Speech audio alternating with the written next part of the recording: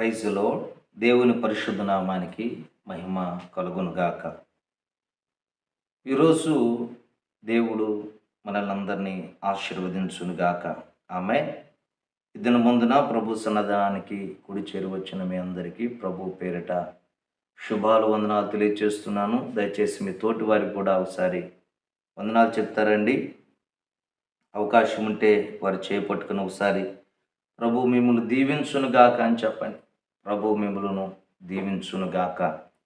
ప్రతిరోజున మనం ఇలాగా మన కనపడిన వారిని మనం దీవిస్తూ ఉన్నప్పుడు ఆ దీవెన మన తలల మీద కూడా నిలిచి ఉంటుంది. కాబట్టి ఏ రోజు కూడా నీ తోటి వారిని దీవించడం నీవు మర్చిపోవద్దు. నీ బిడ్డలను దీవించడం మర్చిపోవద్దు. నీ తల్లిదండ్రులను కూడా వారి యొక్క దీవెనలు తీసుకోవడం నువ్వు మర్చిపోవద్దు. యాకోబు దగ్గర వాళ్ళ యొక్క కుమారులు బిడ్డలు దీవెనలు తీసుకున్నారు. ముసలివాడు కదా అని అనుకోలేదంట. ఆ దీవెనలు తీసుకున్నప్పుడు ఆ దీవెనలు మరి నేటి వరకు కూడా వారు అలాగనే దీవించబడుతున్నారు. కాబట్టి ప్రతిరోజున నీ నోటి నుంచి దేవుని మాట, జీవపు మాట, మరి అలాగనే ఆశీర్వాదపు మాట నువ్వు పలికినప్పుడు ఆశీర్వాదాన్ని నువ్వు పరిపూర్ణంగా అనుభవించబోతున్నావు. దేవునికి మహిమ కలుగునుగాక. హల్లెలూయా. ఈరోజు నేటి ధ్యానం కొరకే చిన్న వాక్యాన్ని చదువుకుందాం. దయచేసి అటు ఇటు తిరగొద్దు, పిల్లలు అల్లరి చేయొద్దని మీకు మనవి చేస్తున్నాను. చూడండి, నెహెమ్యా గ్రంథంలో ఒక చక్కని మాటను మనం జ్ఞాపకం చేసుకుందాం. నెహెమ్యా గ్రంథము 13వ అధ్యాయములో ఒక మాట ఉంటుంది. 13వ అధ్యాయము 17వ వచనములో చదువుదాం. 17వ వచనం, 13వ అధ్యాయము 17వ వచనం చూడండి. అంతటా యూదుల ప్రధానులను నేను ఎదురాడి విశ్రాంతి దినమును నిర్లక్ష్యపెట్టి మీరు ఎందుకు ఈ దుష్కార్యమును చేయుదురు. చూడండి, మరలా చదువుతున్నాను. అంతటా యూదుల ప్రధానులతో నేను ఎదురాడి విశ్రాంతి దినమును నిర్లక్ష్యపెట్టి మీరెందుకు ఈ దుష్కార్యము చేయుదురు. ఇది నెహెమ్యా తన వేదనను తెలియచేస్తూ చెప్పినటువంటి మాట. మీరు ఎందుకు నిర్లక్ష్యముగా ఉన్నారు. ఈరోజు నేను మీతో చెప్పాలనుకున్న మాట, నిర్లక్ష్యము ఎంత ప్రమాదమో తెలుసా.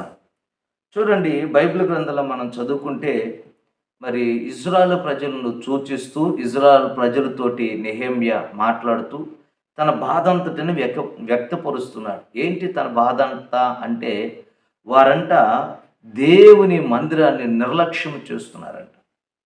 విశ్రాంతి దినమును నిర్లక్ష్యం చేస్తున్నారు. వారు విశ్రాంతి దినాన్ని వారు నిర్లక్ష్యం చేస్తున్నప్పుడు అక్కడ రాయబడింది, ఆ విశ్రాంతి దినాన్ని నిర్లక్ష్యము చేయడాన్ని బట్టి వారు అనేకమైనటువంటి సమస్యలను వారు తెచ్చుకున్నట్లుగా మనం లేఖనాల్లో మనం చూడగలుగుతున్నాం. నిజమే కదండి. మన జీవితంలో మందిరమే కాదు, ఏది నిర్లక్ష్యముగా మనం చేసినా అందులో మనం నష్టాన్ని చూడవలసి వస్తుంది. దేవుని బిడ్డలు ఎప్పుడు కూడా ఎలా ఉండాలంటే చురుకు కలిగిన వారుగా ఉండాలి, కానీ నిర్లక్ష్యముగాను బద్ధకంగాను పనిచేసేవారిగా ఉండకూడదు. సోమన వారికి ఏది అడిగి దొరకదంట. సోమరువాడు ఆశిస్తాడు, సోమరువాడు కావాలనుకుంటాడు, కానీ విచిత్రం ఏంటో తెలుసా, వాడు అనుకున్నది, వాడు కోరుకున్నది వాడికి దొరకదు అని దేవుని వాక్యం సెలవిస్తుంది. కాబట్టి ప్రియ దేవుని బిడ్డలారా, మనం గమనించాలి, దేవుని బిడ్డలు ఎప్పుడు కూడా నిర్లక్ష్యపు ద్వారంలో ఉండకూడదు. ఎక్కడ నిర్లక్ష్యము ఏలుబడి చేస్తుందో అక్కడ అపవాది తిష్ట వేసుకొని కూర్చుంటాడు.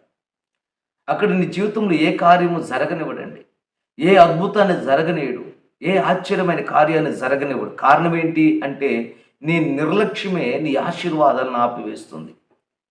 నీ నిర్లక్ష్యము నీ దీవెనలన్నీ ఆపివేస్తుంది. నీ నిర్లక్ష్యము దేవుడి దగ్గర నుంచి రావలసినటువంటి దీవెనలన్నీ ఆగిపోవటానికి కారణంగా మారుతుంది. అందుకే ఈ దినమందున ప్రభు సన్నిధానాన్ని కుడి చేరువచ్చిన మీతో చెప్తున్నాను, నీలో ఉన్న నిర్లక్ష్యము నా యేసు క్రీస్తు తొలగించునుగాక. ఆమేన్. హల్లెలూయా.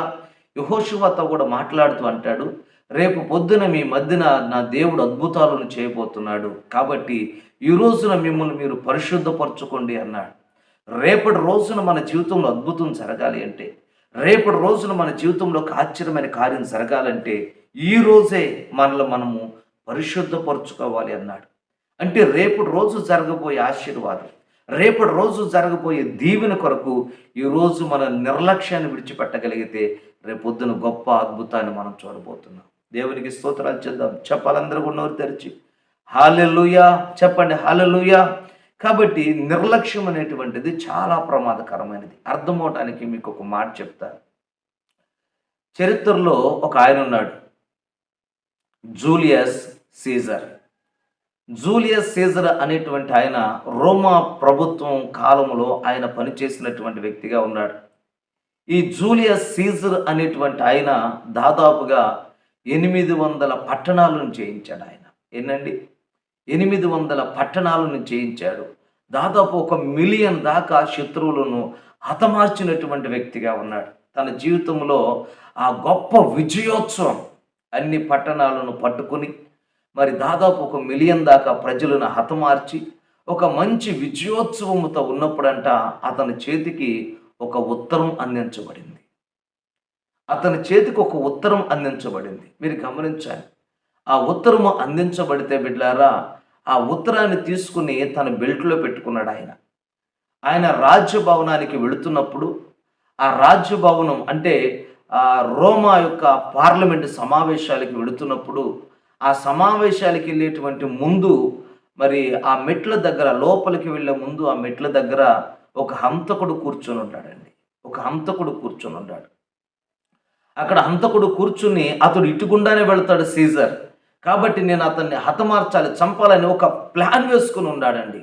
ఆ సంగతి ఎరిగినటువంటి ఒక సైన్యాధిపతి పరుగు పరుగున వచ్చి మరి ఆ పార్లమెంట్కి వెళ్ళేటువంటి ముందు ఆ సమయంలో ఆ యొక్క ఉత్తరాన్ని తీసుకొని వస్తే ఆ ఉత్తరాన్ని తీసి బెల్ట్లో పెట్టుకున్నాడు. ఆయన బెల్ట్లో పెట్టుకుని ఆయన హడావుడికి వెళ్ళిపోతున్నాడు. ఎందుకంటే పార్లమెంట్కి ఆలస్యం అయిపోతుందేమో, రోమా పార్లమెంట్ సమావేశాలకు లేట్ అయిపోతుందేమో అన్న ఆలోచనతో బిడ్డలారా, ఉద్యోగ భారముతో, ఉద్యోగపు ఆలోచనతో అతడు ఆ ఉత్తరాన్ని తీసి బెల్ట్ లోపల పెట్టుకుని ఆయన హడావుడిగా వెళ్ళిపోయాడు. ఆయన వెళ్ళిపోయిన తర్వాత మరి ముందుగా చెప్పబడిన రీతిగా హంతకుడు అక్కడ వేచి ఉన్నాడు. హంతకుడు అక్కడ కూర్చుని ఉన్నాడు. హంతకుడు అతడి కోసం ఎదురు చూస్తున్నాడు. అతడు ఎలాగైతే ప్లాన్ వేసుకున్నాడో ఆ ప్లాన్ ప్రకారమే ఆ సీజర్ ఆ స్థలానికి రాగానే తన చేతిలో ఉన్న కత్తి తీసి వెంటనే అతను పొడిచి చంపేశాడండి. 800 పట్టణాలను జయించినటువంటి ఆయన, ఇంచుమించు 1 మిలియన్ దాకా శత్రువులను హతమార్చినటువంటి ఆయన ఒక్క వ్యక్తి చేతిలో చనిపోయినట్లుగా మనం చూడగలుగుతున్నాం. చూడండి, అతడు చనిపోయాడు.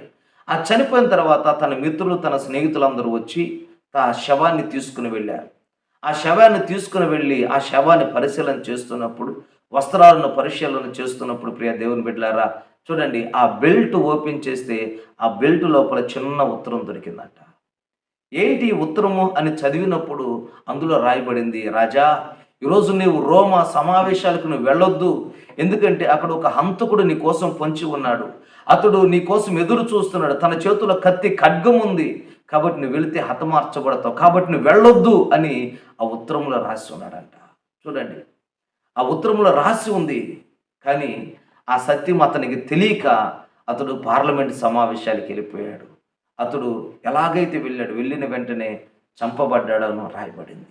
అతడు చంపబడడానికి గల కారణం ఏంటి? అన్ని పట్టణాలను చేయించి మరి 1 మిలియన్ దాకా మరి ప్రజలను హతమార్చినటువంటి సీజర్ మరి ఒక్కని చేతులు చనిపోవడానికి గల కారణం ఏంటి అంటే, అతని దగ్గరికి ఒక ఉత్తరం వచ్చింది వెళ్ళొద్దు అని. కానీ అది చదివేటువంటి సమయం లేక అతడు ఏం చేయబడ్డాడంటే చంపబడ్డాడు. ఒకవేళ ఆ ఉత్తరమే గనక చదివి ఉంటే ఆ ప్రమాదాన్ని తప్పించుకునేవాడు. ఒకవేళ అతనే కనుక ఆ ఉత్తరాన్ని చదివి ఉన్నట్లయితే తను ఇంకా కొద్ది సంవత్సరాలు బ్రతికుండేవాడేమో. అయితే ఆ ఉత్తరము చదివే సమయము లేక దాన్ని బెల్ట్లో భద్రము చేసుకుని ఆయన వెళ్ళాడండి. పన్నాగు ప్రకారంగా శత్రువు అతన్ని హతమార్చినట్లుగా మనం చూస్తున్నాం. ఈ రోజున అతడు చేసిన చిన్న నిర్లక్ష్యానికి తన ప్రాణాన్ని మూల్యంగా చెల్లించవలసి వచ్చింది. తన ప్రాణాన్ని కోల్పోయాడండి. చిన్న నిర్లక్ష్యం. 1 నిమిషం పాటు ఆగి, ఆ ఉత్తరంలో ఎంత ఉండదండి, పెద్ద విషయం ఏం లేదు. 1 నిమిషం ఆగి ఆ ఉత్తరాన్ని చదివి ఉన్నట్లయితే ఆ రోజున తన ప్రాణాన్ని కాపాడుకునేటువంటి వాడు. ఈ రోజున కూడా ఒక విశ్వాసిగా ఉన్న నీ జీవితంలో ఎంతో హడావిడి ప్రపంచంలో నీవు ఉన్నావు. ఎంతో ఉద్యోగ భారం, ఉద్యోగ ధర్మం జరిగించాలి, వాస్తవమే. నీ ఎదుట ఎంతో పరుగు పందెం ఉంది, వాస్తవమే. నీ ఎదుట ఎంతో భారం ఉంది, పని ఉంది, వాస్తవమే. అయితే నేను చెప్తున్నాను, ఒక దైవజనుడిగా ఈ ఉదయకాలములో నువ్వు ప్రార్థన చేసుకుని బయలుదేరితే, లేదా నువ్వు ఎక్కడికైనా వెళ్ళేటప్పుడు నువ్వు ప్రార్థన చేసుకుని బయలుదేరగలిగితే, ఆ రోజు ఎక్కడైతే శత్రువుగాడు మాటు పెట్టబడి ఉన్నాడో వాడి చేతిలో నుంచి నువ్వు తప్పించబడతావు. దేవునికి స్తోత్రాలు చెప్దామని అందరూ కూడా హల్లెలూయా చెప్పాలి. అందరూ కూడా హల్లెలూయా. నీ నిర్లక్ష్యము కొన్నిసార్లు విలువైన వాటిని మూల్యంగా చెల్లించవలసి వస్తుంది. కొన్నిసార్లు నష్టం జరుగుతుంది, కొన్నిసార్లు ప్రమాదాలు జరుగుతున్నాయి. కొన్నిసార్లు మనం మొక్కుబడి ప్రార్థన కాదండి, నేను చెప్తున్నాను, మొక్కుబడి ప్రార్థన వద్దు. అది ఎప్పటికైనా ప్రమాదమే. ఏదో చేసుకోలేదులే అనుకుంటారని మనం చేయొద్దు ప్రార్థన. ఏదో 2 మాటలు అనుకుని వెళ్ళిపోవటం కాదు. దేవుని దగ్గర పరిపూర్ణంగా ఒక కనీసం 10 నిమిషాలైతే నీ హృదయము దేవునితో అది ఏకీభవించాలి. ఆ 10 నిమిషాలే, పావుగంట నువ్వు చేస్తావే, పావుగంట సమయం ఉందా పర్లేదు, ఆ పావుగంట అయిన దేవునితో నీ యొక్క హృదయం ఏకీభవించి నువ్వు ప్రార్థన చేసినప్పుడు ఆ రోజు నీ మీదకు వచ్చేటువంటి ఉపద్రవాలను నా దేవుడు తప్పించబోతున్నాడు. ఆమేన్. హల్లెలూయా చెప్పండి, నోరు తెరిచి హల్లెలూయా. నేను చెప్తున్నాను ఒక దైవజనుడిగా, నీవు ఇల్లు కదిలి వెళుతున్నావంటే, లేదా ఎక్కడి నుంచి వచ్చే తర్వాత అయినా సరే నీవు దేవుని సన్నిధిలో ప్రార్థన చేస్తే ఆ దేవుని కాపుదల నీకు ఉంటుందండి. చూడండి, సీజర్ తన ప్రాణాన్ని కోల్పోవడానికి గల కారణం ఏంటంటే నిర్లక్ష్యము. ఒక్క నిమిషం ఆగి తన యొక్క ఉత్తరాన్ని చదివి ఉన్నట్లయితే ఆ ప్రమాదం నుంచి అతడు తప్పించబడేవాడు కాదు, కొద్ది సంవత్సరాలు బ్రతికేవాడు కాదు. ఈరోజు నీ కుటుంబం ఎన్ని ఆశలు పెట్టుకుందండి. పిల్లలారా, నీ మీద నీ తల్లిదండ్రులు ఎన్ని ఆశలు పెట్టుకుని ఉన్నారు. వారి జీవితం అంతా నీ మీద ఆధారపడింది. వృద్ధాప్యంలో తల్లిదండ్రులకు మీరు అవసరం. కాబట్టి నిర్లక్ష్యముతో మీరు ఉండొద్దని దేవుని సేవకుడిగా మిమ్మల్ని బ్రతిమలాడుకుంటున్నాను. దేవునికి మహిమ కలుగును గాక. యవ్వన బిడ్డలారా, దూకుడు చాలా ఎక్కువైపోతుంది. దయచేసి వాహనాలు నడిపేటప్పుడు కూడా బహు జాగ్రత్త కలిగి మనం ఉండాలి. కొన్ని చోట్ల మనం చూస్తాం, కొన్ని చోట్ల రోడ్ల దగ్గర పిల్లారా, మరి ఇది ప్రమాదాలు జరుగు స్థలం అని రాసి ఉంటుంది. స్లోగా వెళ్ళండి, గో స్లో అని ఉంటుంది, మెల్లగా వెళ్ళండి అని ఉంటుంది. మనము అలాంటివి ఏమి చూడకుండా మనం ఎంత ఉంటే అంత పట్టుకుని మనం వెళ్ళిపోతామండి. కానీ అక్కడ ప్రమాదం పొంచి ఉందన్న సంగతి మనకు అర్థం కాదు. అక్కడ నీ కోసం ఏదో చిక్కు పొంచి ఉందని మనకు అర్థం కాదు. మన నిర్లక్ష్యం మనల్ని ఏం చేస్తుందంటే నష్టాల్లోనికి తీసుకుని వెళ్తుంది. ఏం కాదులే అనుకుంటే వెళ్ళిపోతాం. మనం అనుకుంటాం అంతా నాకు తెలుసులే అనుకుంటా వెళ్ళిపోతాం. విశ్వాసకున్నటువంటి జబ్బు ఏందంటే, విన్నారా, విశ్వాసకున్నటువంటి జబ్బు ఏందంటే ఏదైనా ఒక మాట చెప్తున్నప్పుడు అంతా నాకు తెలుసులే అంటాం. యవనస్తులకి అరే ఇది మంచిరా ఇది చెడురా అని చెప్తుంటే నాకు తెలుసులే అంటాం. చూసారా, అదొక జబ్బు. జబ్బు నుంచి నా యేసయ్య మనల్ని నయము చేయను గాక, ఆ జబ్బు నుంచి మనల్ని దేవుడు స్వస్థపరచును గాక. ఒక దైవజనుడు కూడా చెప్తుంటే బిడ్డలారా, ఈ చెవులు ఎలా తిప్పుకుంటా ఉంటారు, ఈ చెవులు ఎలా తిప్పుకుంటా ఉంటారు. ఏమండి, ఇదిట్ట అనుకుంటుంటారు, ఇదిట్ట ఏముంది అందులో. ఏమండి, నిర్లక్ష్యము చాలా భారీ మూల్యాన్ని నీ జీవితంలో చెల్లించుకోవాల్సి వస్తుంది. అయితే ఈ దినమందున దేవుని సన్నిధికి వచ్చిన నీతో ఒక దైవజనుడిగా నేను చెప్తున్నాను, నీ నిర్లక్ష్యం నుంచి నువ్వు విడుదల పొందుదువు గాక. ఆమె చెప్పండి హల్లెలూయా చెప్పండి. హల్లెలూయా. నోరు తెరవాల, నోరు తెరిచి హల్లెలూయా చెప్పండి మా హల్లెలూయా. కాబట్టి నిర్లక్ష్యం అనేటువంటిది ఎంత ప్రమాదమో, ఒక్కొక్కసారి ప్రాణం కూడా కోల్పోవడానికి అవకాశం ఉంది. అయితే నెహెమ్యా గురించి మనం ఆలోచన చేస్తే ప్రియ దేవుని బిడ్డలారా, ప్రాకారాలు కట్టాడు ఆయన. ప్రాకారాలు కట్టి ఒక నియమాన్ని నియమించాడు ఆయన. విశ్రాంతి దినాన్ని ఆచరించండి అని చెప్పాడు, విశ్రాంతి దినాన్ని పవిత్రంగా ఉంచండి అని చెప్పాడు. ఇన్ని నియమాలు చెప్పినా కానీ వారి జీవితాల్లో వారు ఏం చేశారో తెలుసా, విశ్రాంతి దినాన్ని వారు నిర్లక్ష్యం చేస్తున్నారంట. విశ్రాంతి దినమున వారు ద్రాక్ష తోటలకి వెళ్తున్నారంట. విశ్రాంతి దినమున వారు రాయబడి చూడండి, నేను చదువుతాను చూడండి. ఆ దినములలో యూదులలో కొందరు విశ్రాంతి దినమున ద్రాక్ష తొట్లను తొక్కుటయు, గింజలు తొట్లలో పోయుటయు, గాడిద మీద బరువులు మోయుటయు, ద్రాక్ష రసము, ద్రాక్ష పండ్లను, అంజురుపు పండ్లను, నానా విధములైన బరువులను విశ్రాంతి దినమున యెరూషలేమునకు తీర్చుకున్నట్టు వచ్చుటయు చూచి ఈ ఆహార వస్తువులను ఆ దినమున అమ్మిన వారిని గద్దించి, నెహెమ్యా గద్దిస్తున్నాడు. ఎందుకు గద్దిస్తున్నాడు? దైవజనుడి గద్దింపుకు ఎవరైతే లోబడతారో ఆ కుటుంబాలు ఆశీర్వదించబడతాయండి. దైవజనుని గద్దింపుకు ఎవరైతే లోబడతారో ఆ యవ్వన బిడ్డలు బాగుపడతారు, ఆ పిల్లలు బాగుపడతారు, ఆ సంఘం బాగుపడుతుంది యేసు నామమున. దేవునికి మహిమ కలుగును గాక. విశ్రాంతి దినమందున ఏది చేయకూడదు అది చేయటం ప్రారంభించాను. దేవుని బిడ్డలు దేనిని చేయకూడదు అది చేయటం ప్రారంభించారు. దేవుని బిడ్డలు ఏది ముట్టుకోకూడదు అది ముట్టుకోవటం ప్రారంభిస్తున్నారు. దేవుడు ఏది వద్దన్నాడు, ఏది చేయొద్దన్నాడో దాని కారణంగా అనేకమైన నష్టాలను మన జీవితాల్లో మనం చూస్తున్నామండి. నెహెమ్యా అందుకే బాధపడుతున్నాడు. అయ్యలారా, ఇదిగో మన పితరుల జీవితంలో ఎంత నష్టం వచ్చిందో మీరు ఎరగరా? మన పితరులు ఎంత నష్టాన్ని అనుభవించారో, ఎంత శ్రమను అనుభవించారో మీకు అర్థము కావట్లేదా అని నెహెమ్యా బాధపడుతూ చెప్పినటువంటి మాట. విశ్రాంతి దినాన్న ఎన్ని పనులను మనం దేవుని సన్నిధిలో వాటిని విడిచిపెట్టాలండి. మనము మన ప్రాంతాన్ని దాటి వెళ్ళకూడదు. ఇజ్రాయెల్ పట్టణాన్ని దాటి వెళ్ళకూడదండి వాళ్ళు. ఆ తర్వాత నెహెమ్యా గురించి రాయబడింది, ఆయన వాటికి బురుజులను కట్టాడు, అంటే గేట్లు వేసేసాడు. ఎవరు వెళ్ళకూడదు బయటికి. క్రయ విక్రయాలు జరగకూడదు ఆ రోజున, లావాదేవీలు జరగకూడదు ఆ రోజున. ఎందుకంటే అది పరిశుద్ధమైనటువంటి దినము. పరిశుద్ధ దినమును మనం ఆచరించాలని దేవుని వాక్యము సెలవిస్తుంది. మనకి విశ్రాంతి దినం అంటే శనివారం కాదు, కానీ ప్రభు అయిన యేసుక్రీస్తు వారు మృతులలో నుంచి తిరిగి లేచాడు కనుక ఆదివారం రోజున అది మనకు పునరుద్ధానపు ఆరాధనగా మనం చెప్తున్నాం. దేవునికి మహిమ కలుగును గాక. ఈ పునరుద్ధానపు ఆరాధన కూడా క్రమం తప్పకుండా నువ్వు ఎలాగైతే తప్పకుండా వాటిని పాటిస్తావో దేవుని మందిరంలో నువ్వు నీ కుటుంబం కనబడడానికి ఇష్టపడతారు. దేవుడు నిన్ను నీ కుటుంబాన్ని ఆశీర్వదించబోతున్నాడు. ఆమేన్, హల్లెలూయా. దేవుని మందిరాన్ని నిర్లక్ష్యం చేయొద్దు. పరిచర్యని నిర్లక్ష్యం చేయొద్దండి. దేవుని వాక్యాన్ని నిర్లక్ష్యం చేయొద్దు. ప్రార్థనను నువ్వు నిర్లక్ష్యం చేయొద్దు. ఇంత గొప్ప రక్షణ నువ్వు నిర్లక్ష్యం చేస్తే నువ్వు ఎలా తప్పించుకుంటావు అన్నాడు హెబ్రీ పత్రికలో. దేవునికి స్తోత్రాలు చెప్దాం. హల్లెలూయా. కాబట్టి ఇజ్రాయెల్ ప్రజలు వారి గురించి బాధపడుతూ ఈ మాట చెప్పాడండి. ఏమంటున్నాడంటే, మీరు దేవుని మందిరాన్ని నిర్లక్ష్యం చేశారు, పరిచర్యని నిర్లక్ష్యం చేశారు, విశ్రాంతి దినమందున చేయకూడనటువంటి పనులను మీరు చేయటం ప్రారంభించారు కనుక ఇంత ఉపద్రవం మీ మీదకి వచ్చింది అన్నాడు. ఈరోజున కుటుంబాల్లో శ్రమ రావటానికి కారణం ఒకవేళ నువ్వు మందిరానికి సరిగా వెళ్ళకపోవటమేమో, పరిచర్యకి వెళ్ళకపోవటమేమో, ఒకవేళ దేవుడు నీకు ఇచ్చిన ఆత్మీయ జీవితాన్ని నిర్లక్ష్యం చేస్తూ ప్రార్థన చేయకపోవటమేమో, ఒకవేళ వాక్యము చదవకపోవటమేమో. నీ అప్పులకు కారణం నీవు దేవుని సన్నిధిలో సరిగా లేకపోవడం, నీవు నిర్లక్ష్యాన్ని చూపడం ద్వారానేమో.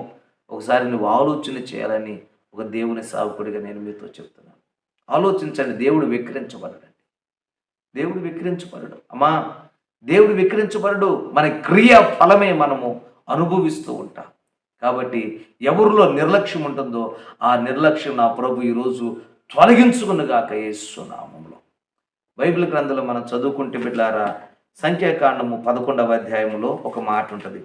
సంఖ్యాకాండము 11వ అధ్యాయము 20వ వచనాన్ని నేను చదువుతాను. దయచేసి అందరము కూడా మనము ఆలోచించుదాం.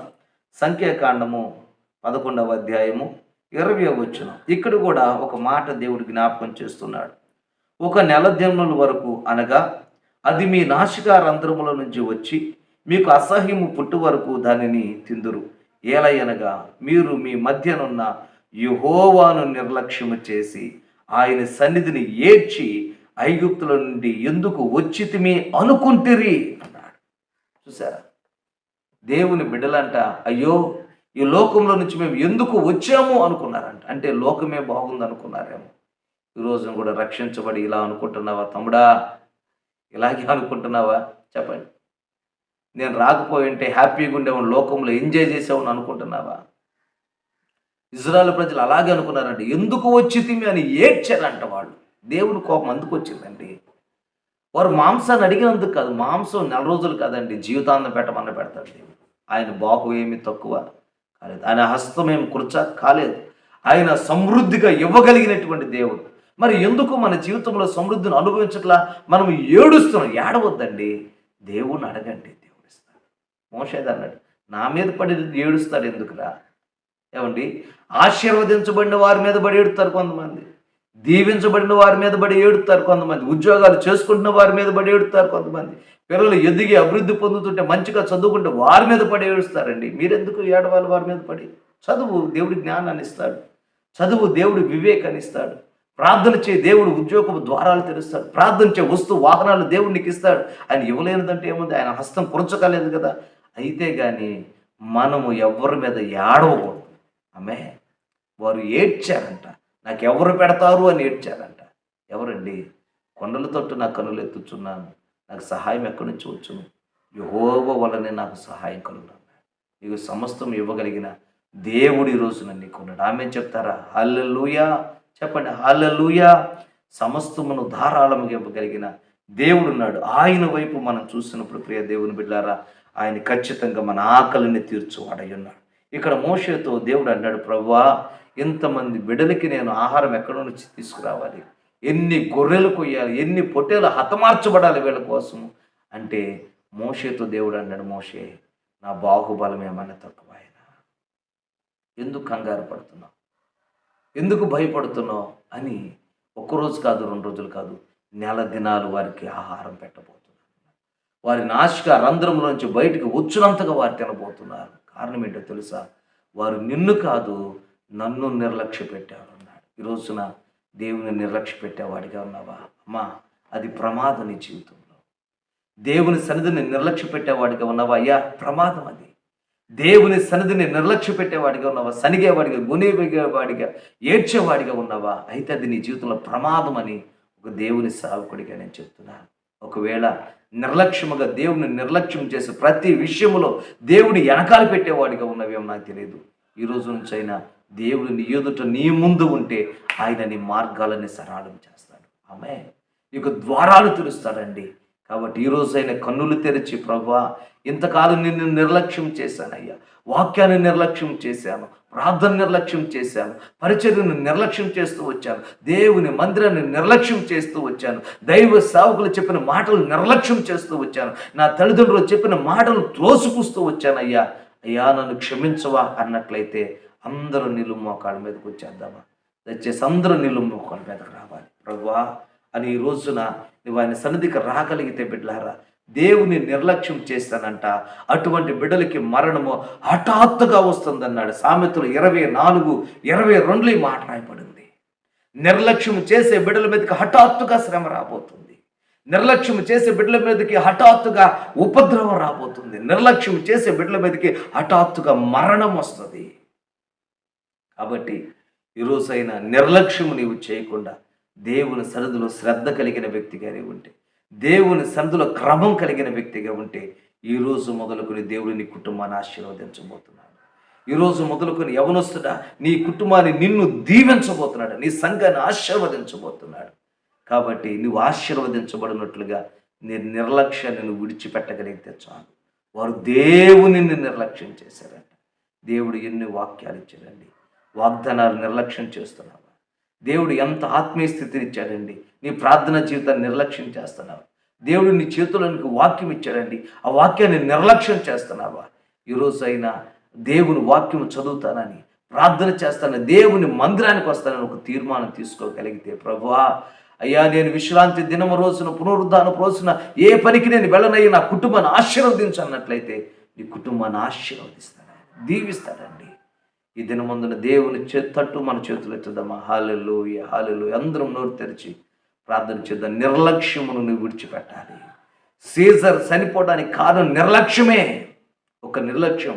ఆయన ఒక్క నిమిషం ఆగి వెళ్ళినట్లయితే ప్రమాదాన్ని తప్పించుకునేవాడు, మరణాన్ని తప్పించుకునేవాడు. దేవుని బిడ్డలారా, భక్తిహీనులు కూలినట్లుగా ఎందుకు మీరు కూలుతున్నారు?